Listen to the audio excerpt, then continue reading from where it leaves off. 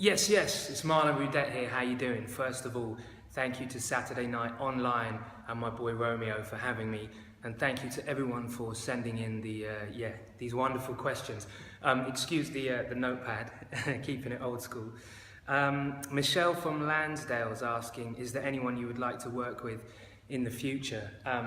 This is a long list, and one of the things that excites me about finally getting my deal and maybe having some success in the US is the amazing talent pool that opens up for me in terms of songwriting collaborations and producers, of course. So whether it's people like, I don't know if it's Major Lazer, DJ Snake doing their thing at the moment, or collaborations with people like Dre or Timbaland, and of course legends in the game like Rick Rubin. Bring it on, as far as I'm concerned, as long as it pushes the creativity forward and stays true to the songs that we're writing. Anything is possible. So thank you to Michelle from Lansdale. Kaylee from Toronto is asking, did you expect when the beat drops out to do so well in the States? I was hoping in my wildest dreams that maybe we'd have some success with this track. I think that it's the first time in my career where I've figured out how to get the steel pan, which was very important in my upbringing in the Caribbean, and also my love for truth in a song and the good lyrics. The song will write you, you don't write it, but also with that up-tempo, summery feel, and I managed to get all of those elements in one song, and I think that's why the US is feeling it so much, and it's a big honor for me to be touring the States and visiting and playing these classic venues that I've heard about throughout my musical career. And I think for any musician, the US is still the benchmark of success. So yeah, bring it on. Looking forward to more gigs, more creative collaborations, as I said before, and finally getting that hit in the US. So thank you to Kaylee. Eva from Munich. Hello, Eva, wie geht's? Where were you the first time you heard yourself on the radio, and how did you react? I think it was quite a few years ago in London. I was part of a band called Matafix, and I was walking to the show, kind of warming up my voice in the street, singing our hit at the time, which was called Big City Life. And someone played it, in the marketplace I was walking through, and it was such a surreal moment, but it never grows old, even with this new single, when the beat drops out, hearing that for the first time, it's like sort of a global acceptance of you as an artist and as a musician and as a person. I think especially when songs are so personal and so truthful to you, when you hear them projected out into the stratosphere, it's a very satisfying feeling. So yeah, Dankeschön, Eva from München. Kyle from Portland. What song have you had on repeat lately? What song have I had on repeat? Gosh, I think it has to be Lean On by Major Lazer. Such a great tune. It combines everything that I love about music. The deep rhythms, the deep lyrics, blow a kiss, fire a gun. And it's got a Caribbean element to it. Major Lazer obviously heavily influenced by Caribbean music and West Indian music. Absolutely love it. Obviously DJ Snake's killing it at the moment. So and brilliant video as well. Check out the video, it's great. So yeah, thank you so much, Kyle from Portland. Mary from Boston. I've always wanted to go to Boston, actually. What's your most embarrassing stage moment? Oh man, okay, Mary, thanks for that question. I've had quite a few, whether it's chipping my teeth on a microphone after falling over, tripping over drums. I remember one of my first gigs actually was in Birmingham in the UK, and I was the support artist at the time, and it was the biggest show I'd played to that date, thousands of people, and I was really, really nervous, and the lights went down and there was kind of a slow clap. I was the support act, so they weren't really too sure how to receive me. And of course I walked up on stage, and the first thing I did was fall over one of the drum risers, land flat on my face, and the whole crowd just went, yeah, started cheering. And from then on I had them, they loved me. A little bit of yeah, clumsiness to win them over. So sometimes having accidents on stage is not always a bad thing. Thank you, Mary from Boston. Carlos from Miami. What would you be doing if you weren't in music? I actually studied film. To begin with, I was really interested in film and photography, and so we have A-levels in the UK, and I did my A-levels in film. Something creative, definitely. I find that I have a daily need to express myself, whether it's through images or music or words. And I thought that, ironically, I'd be able to make a living in film where music would be a lot harder, but slowly but surely I got addicted to the studio and addicted to the songwriting process, so I didn't really look back. But yeah, I think film is what I would have been doing. Janice from Prague. Prague's beautiful, absolutely amazing city. What ignites your passion for music on a daily basis?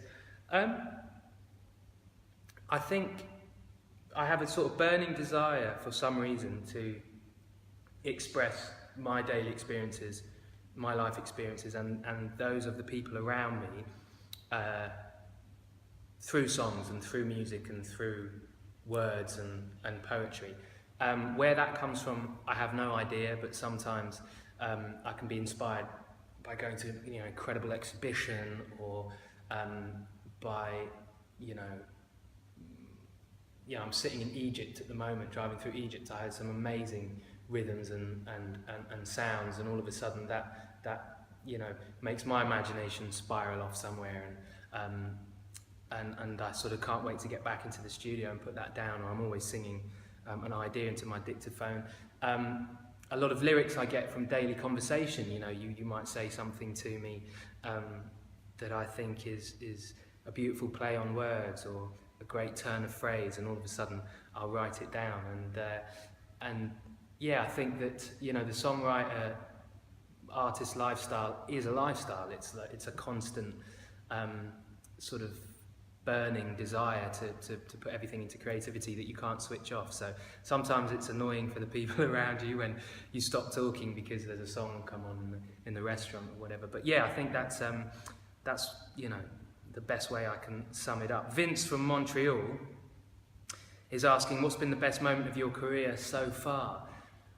Gosh, I've had a lot of highlights. From the last year, over the last year, with this new album, Electric Soul, and this new song, When the Beat Drops Out, two shows I think stick out for me. One is in Berlin, where we played this sort of beautiful amphitheatre with about 20,000 people, and I went out and played just a 20-minute set, 5 songs. But each one had been a massive smash in Germany, and I guess it was the first time that I thought, okay, hang on, we can get to arena or even stadium level, and before that I don't think I really sort of had that ambition, but everyone was singing every word of every song, which in a country where English is not the first language is obviously a huge honour for me as a songwriter to have that. So so that was number one. The other one was playing When the Beat Drops Out with my steel pan, which obviously symbolises my musical upbringing, I guess, in terms of it being a very Caribbean instrument and me spending. And I played the steel pan and I played When the Beat Drops Out with a 70-piece orchestra every night for a month.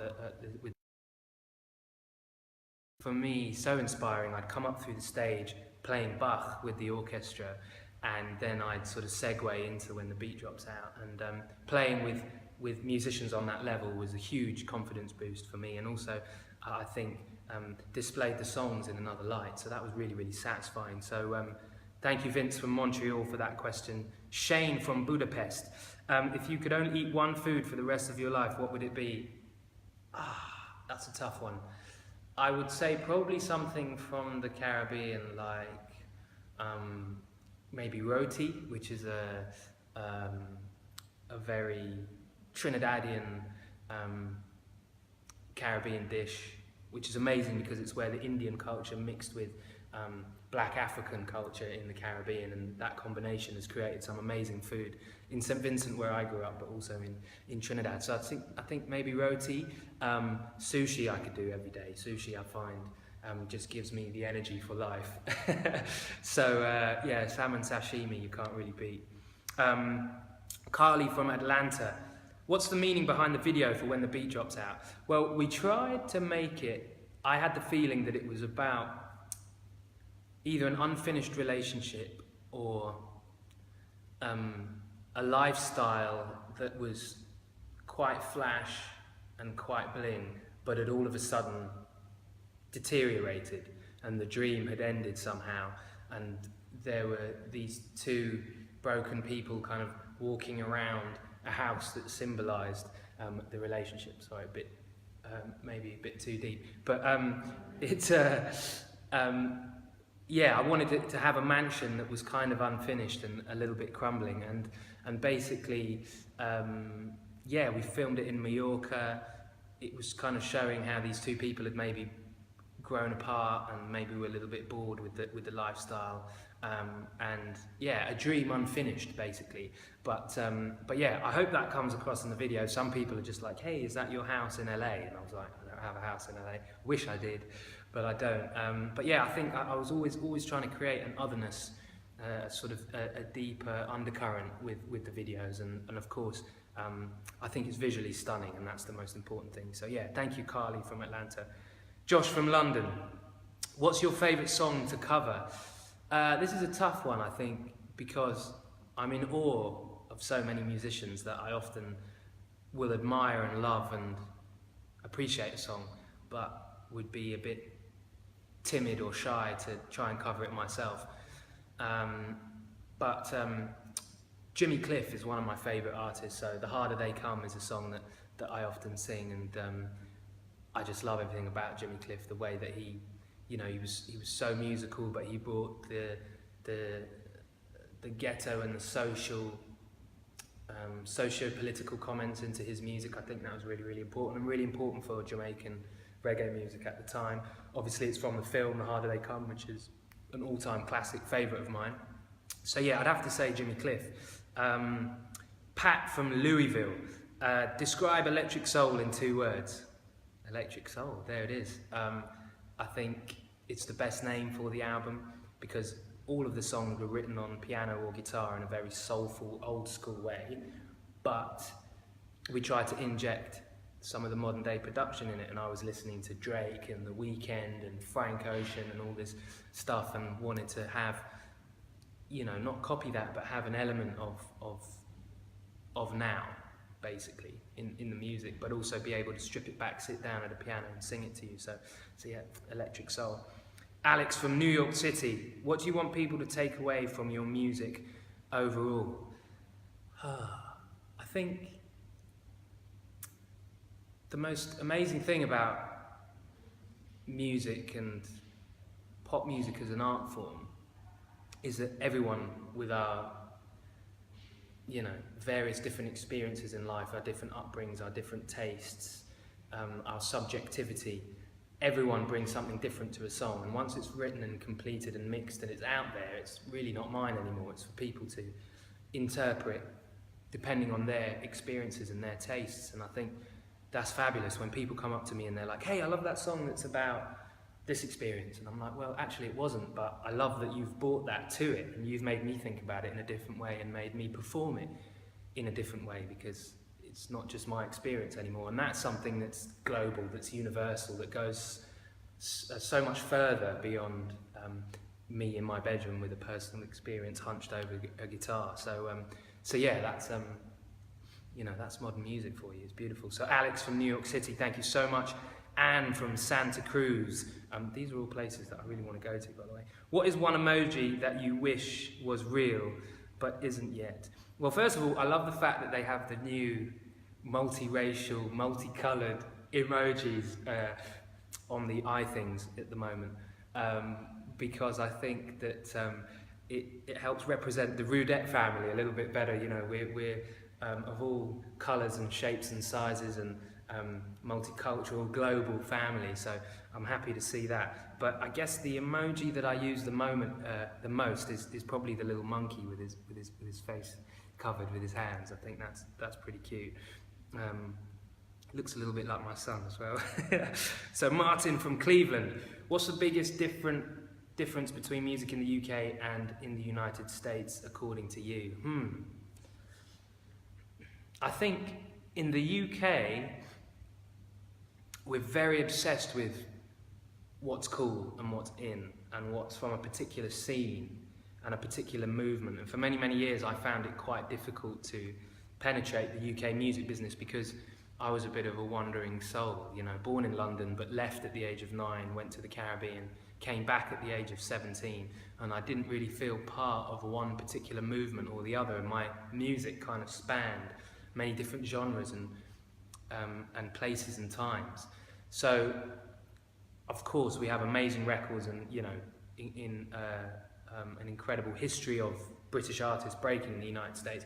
But I think sometimes we can become a little bit too hung up on credibility rather than just listening to a song and being like, okay, that's, you know, that's amazing. Where in the US, first of all, it's so much bigger. So, you know, driving through Texas, you'll hear very, very different playlists on the radio from being in New York, for example. And I think that's the thing that strikes me the most when I visit the US, is that you can have a massive smash in the South, you know, and do very well off that, and maybe some other places in the country wouldn't have heard it. So I think that's one of the main differences.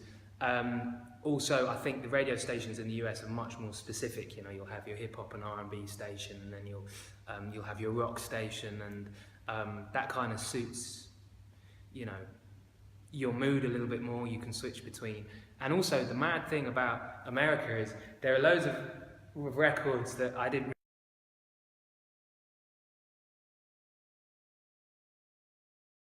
on the West Coast, and it came on the radio, and then I'm cranking it up and I'm like, hang on a minute, this tune is serious, and it kind of suits the environment a little bit better. So yeah, good question from Martin from Cleveland. Mike from Colorado Springs, will you be touring anytime soon? I am always touring. Please stay in touch on the facebook.com/Marlon Roudette, or the Twitter, the same Twitter handle, for all the dates. You know, for me, touring is life, bringing the music to the people. Such a great experience for me, so humbling. So yeah, look out for my tour date soon. Emma from Charleston, what artists are you really into at the moment? Long list. I talked about Major Lazer before, loving the new Drake album, obviously. There's a young lady from West London called Shura, S-H-U-R-A, who I think is just absolutely brilliant at the moment. She's got a song called Too Shy, she's got another one called Touch. So those have been on repeat in my house. So yeah, so many cool records out there at the moment. Lorena from Barcelona. Hola, Lorena. Can you play instruments? If you can, which ones and how long have you been playing? So my first instrument is the steel pan. We talked about that before, where I learned to play that in the Caribbean.